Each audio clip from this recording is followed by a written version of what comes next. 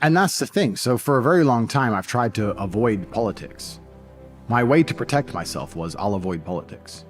I don't really comment. I think most people can guess my politics, but I don't comment heavily on politics. I don't do political shows. I don't comment on politics very heavily. I thought if I avoided that game, because you're right, I can influence an election. I can say right now who to vote for, and they'll win.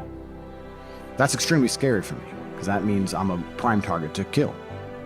Because that makes me a national security threat. I don't think most people understand that once you're deemed a national security threat, all bets are off. If a government says that is a national security threat, they can kill you in the street, they can shoot you, they can put you in jail without charge, they can spy on your entire life, they can kidnap people close to you and try and convince them to turn. Once you're deemed a national security threat, it's like James Bond. He can go do whatever he wants to the bad guy. It's national security. Once you have control of the entire youth of a country, well, then I guess you are a national security threat. I didn't intend to be. I just say the truth, and I find an affinity amongst young men, but they are desperate for me to not have that control. So with that degree of power, I've been very careful talking about politics. I thought, well, let me avoid that game, because I don't want to get in too much trouble. If you don't choose a side, you just have two enemies, assuming there's two sides at all. Some would argue there's one side. But if there's two sides, and you don't choose a side, now both sides don't like you. So it's difficult, it's hard. I kind of wish we weren't living in a world where speaking the truth was so revolutionary that it causes a revolution. What have I said that's so genuinely revolutionary? I've said the things that we all grew up with and agreed with 20 years ago. Everything that we grew up with in our childhood about how men, women, how a man should be, things we should do, personal responsibility, discipline, hard work, and I've said it in a convincing way. That's it. It's crazy.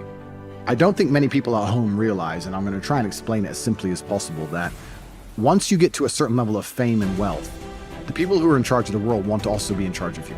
Because once they're in charge of you, they can allow you to exist because you'll push their narratives. And for you to join their team, you have to sell your sanity. You have sanity inside of your mind. You're a sane person. You're a hardworking person. But you have to take that sanity out and sell it. They'll usually give you a large contract for X amount of million for whatever TV station or whatever company or whatever product. You have to take the sanity out of your brain, give them the sanity, and then you'll take the 20 million, and then you'll say, yeah, that is a girl with the balls hanging out of her dress. Put her in the girl prison. You're transphobic. And you have to just sell your sanity, and then you get to join their team. And once you join their team, you're part of the protected class. And the protected class is protected by basically every institution, but especially the media. Me, 14 months in, human trafficker, rapist, I haven't even been convicted. Human trafficker, rapist in Romania, must go to jail, rapist, all day, every day. Here's his mother's house. She birthed the rapist. They're attacking me because I'm not joining their team.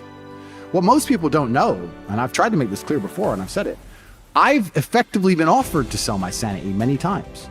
You don't become as influential as I am with the kind of impressions I get without large corporations becoming very interested in you. I've had very large companies, which I'm not going to name, come along and say, we want to sponsor you. We want you to sell our product.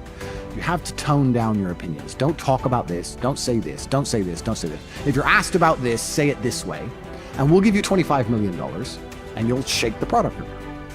And I said, no, I don't want your money.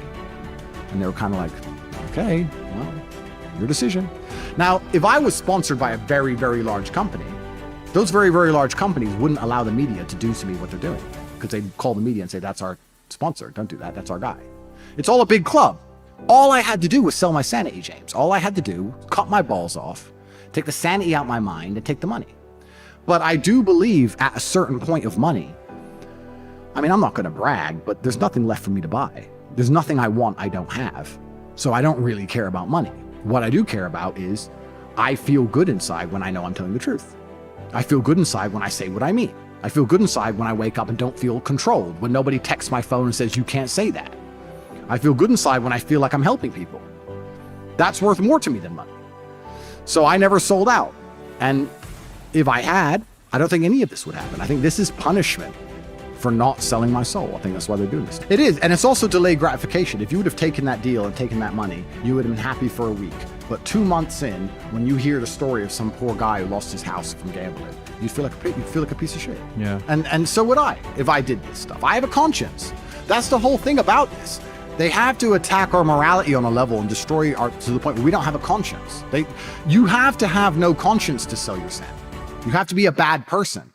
That's what's so upsetting about my current position. The people who are attacking me are the bad ones. I know in all wars, both sides think they're the good guys, but I have principles and a conscience. They don't have even any of these things. That's been proved with COVID. COVID is dangerous, be afraid of COVID. COVID is dangerous, be afraid of COVID. Don't talk about COVID anymore. Okay. Anyway, on to today's programming. They don't believe any words they say. They don't give a fuck. They just say what they're supposed to say. They just repeat it like parrots.